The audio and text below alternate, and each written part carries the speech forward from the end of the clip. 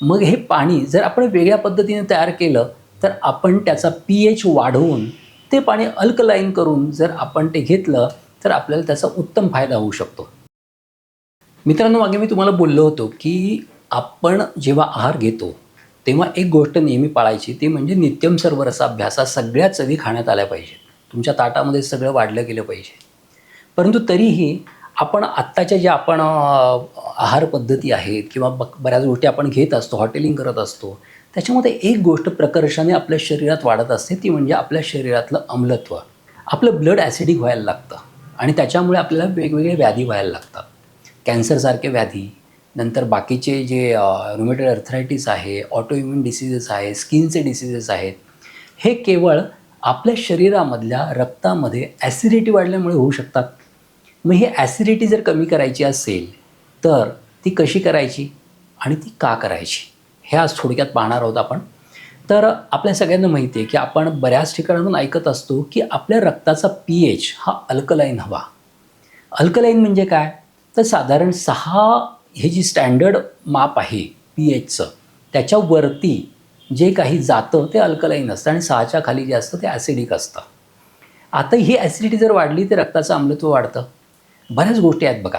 आपण काय एखादी माणूस समजा सिगरेट पित असेल तर काय होतं, तर सिगरेट पिल्यामुळे त्याच्या फुफ्फुसामध्ये कार्बन डायऑक्साईड जातो, तो CO2 म्हणतो ज्याला आपण, आणि हा कार्बन डायऑक्साईड रक्तामध्ये मिक्स होतो, रक्तातल्या पाण्यामध्ये मिक्स होतो, CO2 प्लस H2O. त्याच्यामुळे कार्बोलिक ॲसिड तयार होतं आणि कार्बोलिक ॲसिड शरीरामधल्या रक्तामध्ये अम्लत्व वाढवतं. म्हणून कोणती गोष्ट घ्या, अगदी आपण जे अन्न खातो त्याच्यामध्ये आपण अम्लत्व जास्त ठेवतो, त्याच्यामध्ये चिंच घालत असतो.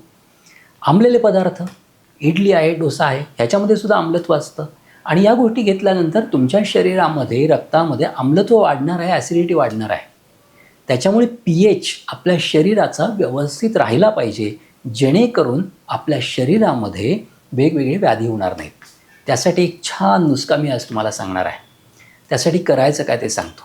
सकाळी उठल्या उठल्या हा करायचा नुस्खा आहे. म्हणजे आपण सकाळी उठल्या उठल्या काय करत असतो, तर पाणी पित असतो आणि आपल्याला हेही माहीत नसतं ते पाणी ॲसिडिक आहे की अल्कलाईन आहे. आपण फक्त पिण्याचं काम करतो बघा, आणि ते पिण्यामुळे जर ते पाणी ॲसिडिक असेल तर त्याचा त्रासही आपल्याला जास्त होऊ शकतो. म्हणजे आपलं ब्लड ॲसिडिक होऊ शकतं, कारण आपण जे पाणी पिणार आहोत ते रक्तामध्ये जाणार आहे आणि रक्त ॲसिडिक होण्याची शक्यता बळावणार आहे. यासाठी आपण जे पाणी घेतो ते व्यवस्थित पाहिजे.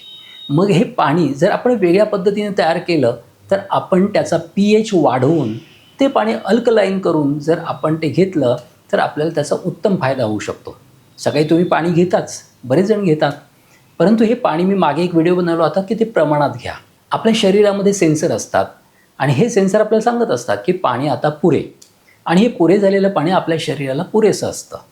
आता आपल्याला हेच पाणी जर आपण अल्कलाईन केलं तर, परंतु ते करायचं कसं, तर त्यासाठी आपण अशा औषधी वनस्पती किंवा आणखी काही भाज्या म्हणू, त्या जर आपण या पाण्यामध्ये जर घातल्या तर त्याचा आपल्याला फार छान फायदा होऊ शकतो. तर काय करायचं सांगतो. रात्री काय करायचं, तांब्याचं एक भांडं घ्यायचं, त्याच्यामध्ये पाणी घ्यायचं जे तुम्हाला सकाळी प्यायचं आहे. त्याच्यामध्ये हळद असते, ओली हळद, ती घ्यायची, त्याचे तुकडे करायचे.